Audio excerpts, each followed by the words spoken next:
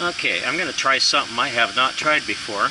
I normally have a headband this video camera attaches to, but I left it home when I came out. So I blue taped this to my remote, and I'm going to try pointing in the remote at this while I run it, and we'll see how it works. So, this is after the 5th time getting the motor and ESC replaced on this thing in 2 months because they keep crapping out. One of the problems I have is cogging. Now this is brand new, this motor and this ESC.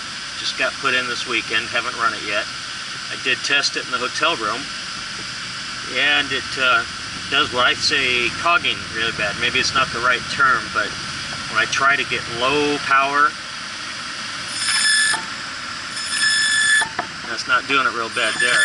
But a lot of times it gurgles and jumps and bucks. Tends not to want to do smooth power. There we go, now it's kind of doing it.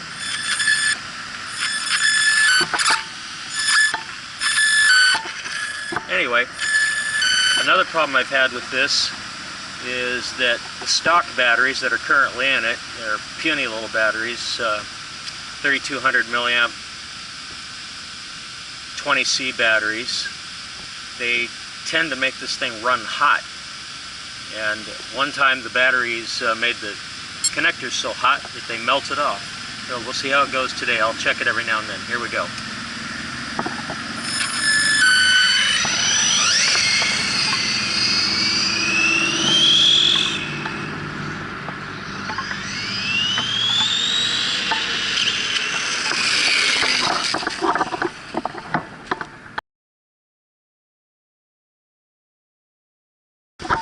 Alright, well, something's died already.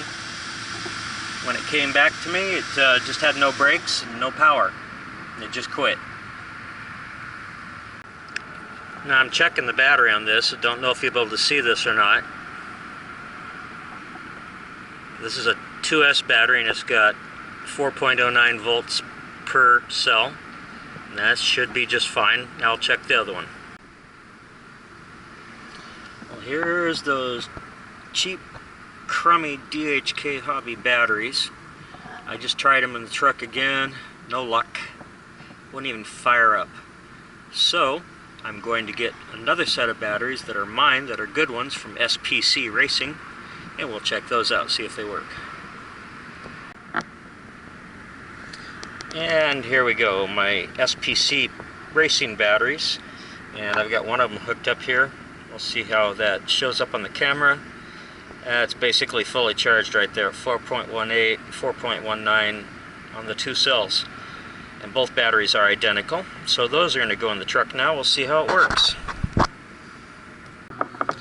Well, it'll be interesting to see if you can see this or not on the video camera. I'll be taking some close-ups with my regular camera on macro. When I took the regular DHK batteries out,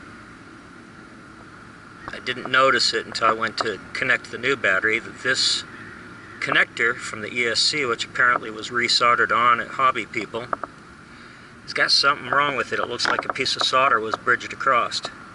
The darn thing's shorted out. I guess that's why the truck quit running.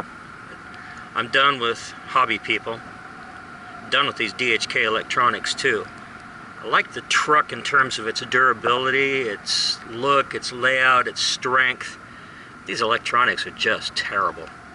So I will get rid of these electronics, maybe go at them with a sledgehammer just for fun.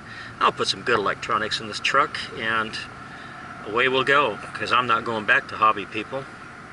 Been there 5 times, got new electronics every time, and this is typically what happens. I get maybe 1 run out of the truck if I'm lucky.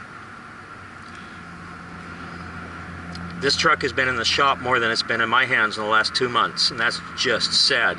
Now that's not totally Hobby People's problem. This is a DHK branded truck.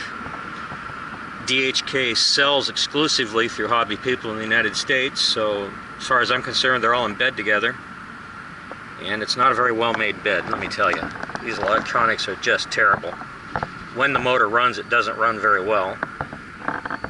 It just usually doesn't run. Alright, so much for that rant.